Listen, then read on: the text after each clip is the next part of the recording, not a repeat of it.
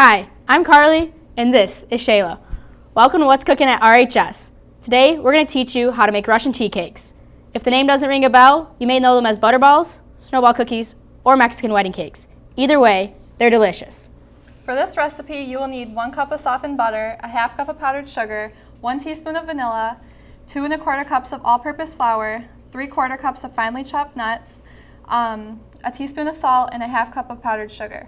This recipe is probably going to give us about 48 cookies. Let's preheat the oven to 400 degrees. First, we're going to grab the mixing bowl and add 1 cup of softened butter. We're going to mix this with half a cup of powdered sugar,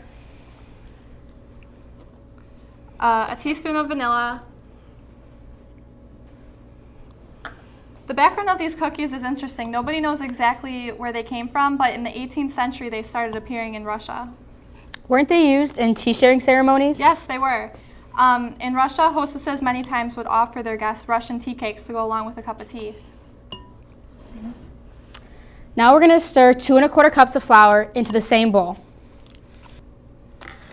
Then we're going to add 3/4 cups of chopped nuts and the 1/4 teaspoon of salt.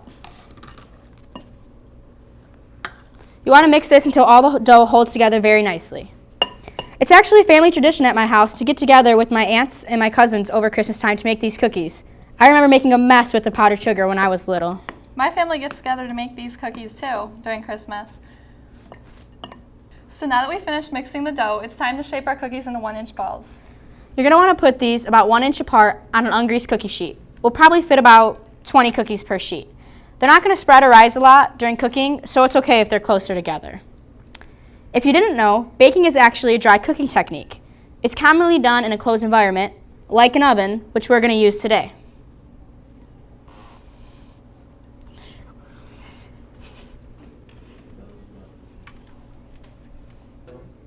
It's finally time to place these in the oven for 10 to 12 minutes to get a tasty treat.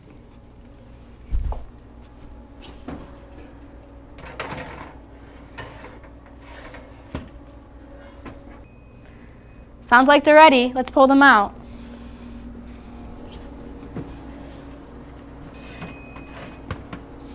There we go. We're going to roll them in powdered sugar while they're still warm. We're going to do this again after they cool off.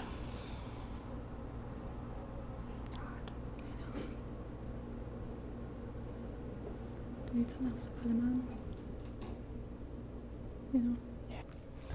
That's it. Now that we have a very yummy treat to eat, it's buttery, melts in your mouth deliciousness. Maybe make yourself a cup of tea to go with it. That's all for today on this episode of What's Cooking at RHS.